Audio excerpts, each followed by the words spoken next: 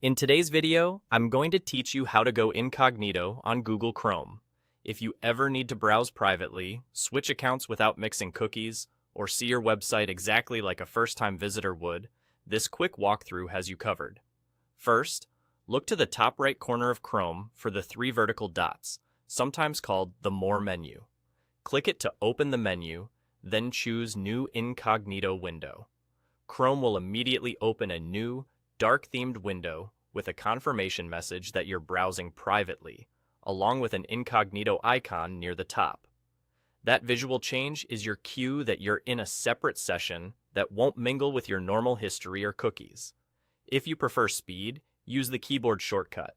On Windows, Linux, and Chromebooks, press Ctrl plus Shift plus N. On a Mac, press Command plus Shift plus N. Either way, a private window pops open instantly from anywhere in Chrome, no matter which tab you're on. You can open as many tabs as you like in that window. They all share the same temporary session. If you need a clean slate alongside it, just open a second incognito window.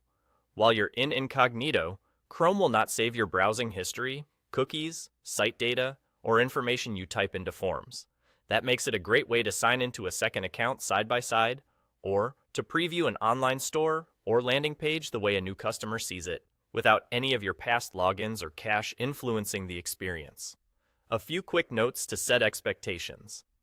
Incognito doesn't make you invisible on the internet. The websites you visit, your school or employer, or your internet service provider may still see your traffic. Also, anything you download and any bookmarks you create will stay on your device after you close the window. Extensions are typically turned off in incognito unless you've explicitly allowed them, which helps keep the session clean. When you're done, returning to normal mode is simple. Just close the incognito window. If you have multiple private windows open, make sure you close the last one. As soon as the final incognito tab is closed, Chrome wipes the session's cookies and site data from your device, so your private activity doesn't carry over. That's all there is to it. Open a private window from the menu or with a shortcut, do what you need, and close it when you're finished. Private browsing in Chrome is simple, fast, and ready whenever you are.